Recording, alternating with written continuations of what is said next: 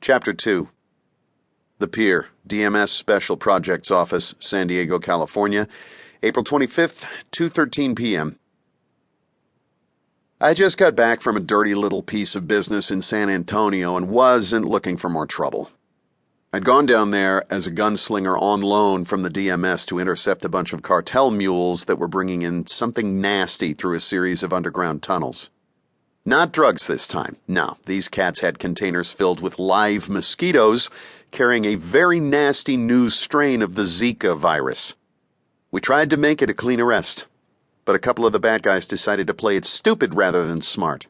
That's something I've never understood. What's the worst that could happen to them if they surrendered? A few years in prison? Deportation? Better than being dead, which hurts more and lasts a long time.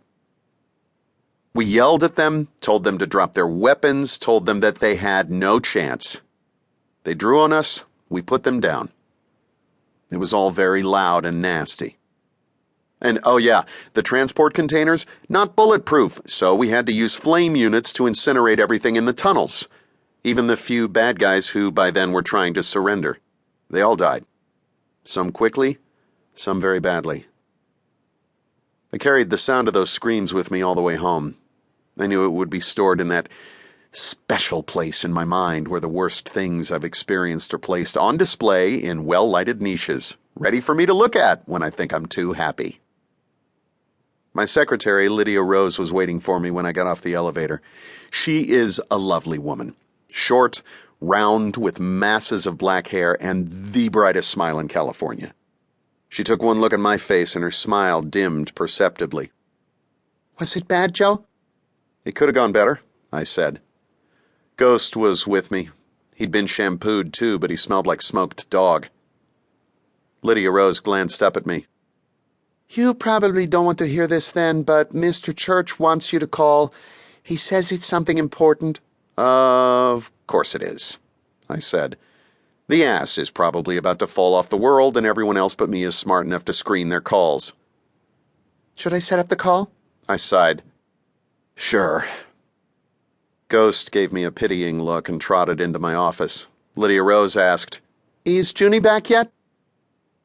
My live-in lover, Junie Flynn, was in some remote village in the Brazilian rainforest on a joint World Health Organization and free tech venture intended to improve water purity.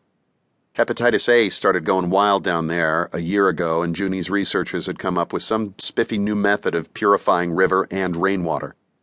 The technology was part of the vast body of research and development conducted for decidedly non-humanitarian purposes by some of the groups we've torn down. Funny how something made to destroy can be spun around and used for the common good. That's what free tech is. Junie runs it, along with Alexander Chismer, Toys, formerly a bad guy who's now trying to save his soul by saving the world, and a dedicated staff of scientists and developers. The downside, or perhaps the selfish side, of this is that she's away. A lot. The Brazil trip was supposed to be 2 weeks long, but we were already into the second month. "No, she's damn well not," I grumped and slammed my office door. A moment later, I heard Lydia Rose yell, "Well, don't take it out on the whole damn world." My phone rang. Outside the window, I could see the beautiful sand and beautiful surf under the beautiful sun and knew with absolute certainty that I wasn't going to be enjoying any of it. I answered with great reluctance.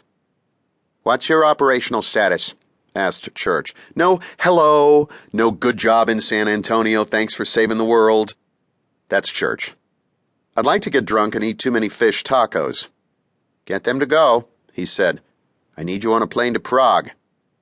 "Why do I want to go to Prague?" Church said, "Do you remember the sewers of Paris? Remember what you went there to destroy?" "Yes, and I'm pretty sure I actually did destroy it." "Life is full of ugly surprises, Captain. It surfaced again in Prague. Same technology, or perhaps the next generation of it." He explained the situation to me. It started with a case that I seemed to be handling on the installment plan. It happens like that sometimes. You think you close the file on something and it turns